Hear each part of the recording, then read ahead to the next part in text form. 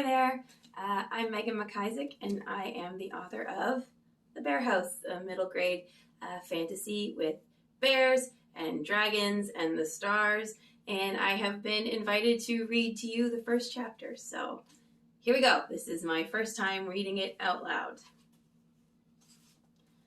The shadow dragons were screaming. Their cries rose out of the dark, echoing over the peak of Mount Dracus. Men had come for their eggs. Quentin Wyvern crouched in the shadows of a rocky outcrop, watching the retrieval party approach the nests. The young prince had promised his father he would stay in the castle by his ailing mother's bedside.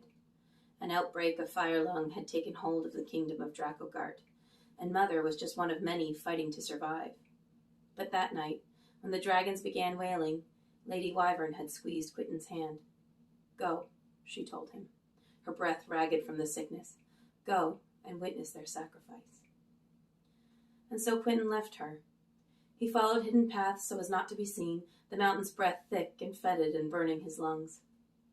From his vantage point behind an outcrop of obsidian, Quentin saw the lights of the city of Dracogard below, saw the men in impressive armor walking up the main road, their horses sidestepping with nerves.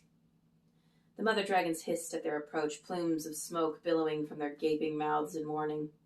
Only 3 eggs had been laid that year, each one a precious gift from the stars. They would take a further 2 years to hatch. One of them would never get that chance. There was a chirrup at his back, and Quentin startled. He turned and saw a shadow dragon, a juvenile female, crouched on the stones above him. She blinked at him, her yellow eyes anxious. Umbra. Quentin pressed a finger to his lips and turned back to watch the soldiers. The mother dragons paced, encircling their nests. The light of the men's torches danced and glinted off their dark, stony scales. Quentin knew they would not give up an egg without a fight. Shadow dragons did not abide the laws of men. And yet the law demanded an egg all the same. Word had reached Dracogard a week ago from the Major. The kingdom of the shadow dragon must surrender 1 egg. And that egg would pay for the fire-lung cure that could only be found in the land of their enemies, the Ringhaien. "We can't," his mother had said, fuming, when she had still been well enough to stand. "There has to be another way."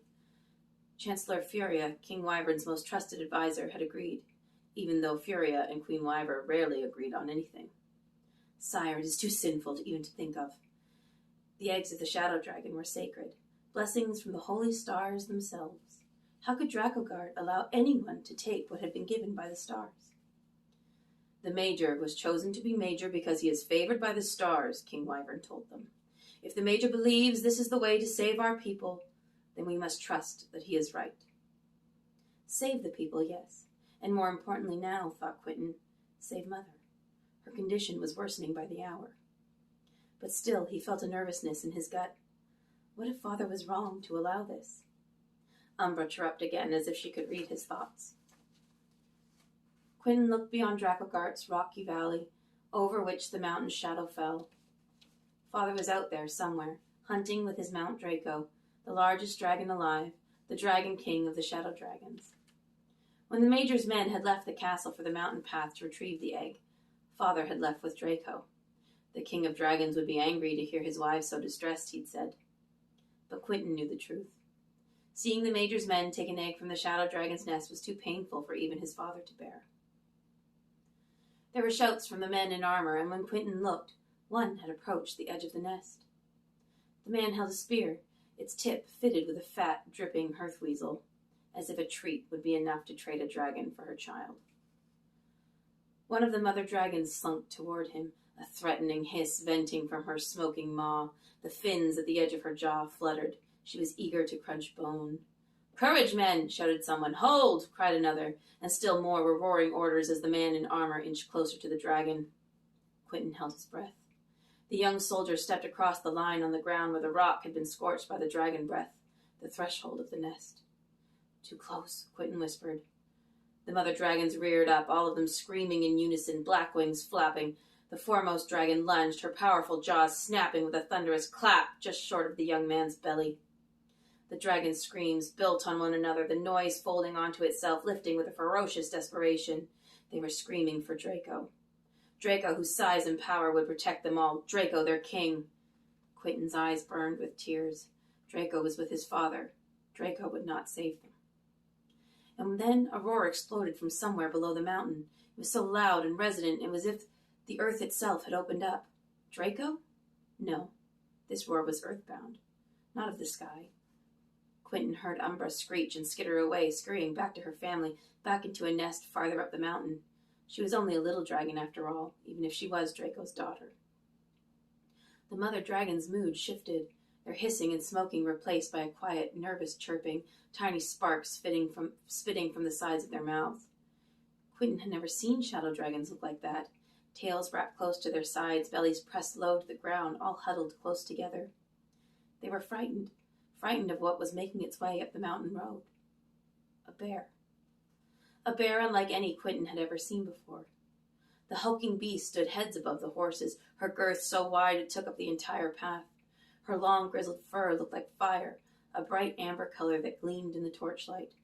Her jaws looked powerful enough to crush iron, her paws big enough to shake the earth. There was no mistaking it, a hemoth bear. She was Mizar, the mightiest creature in all of the Highen.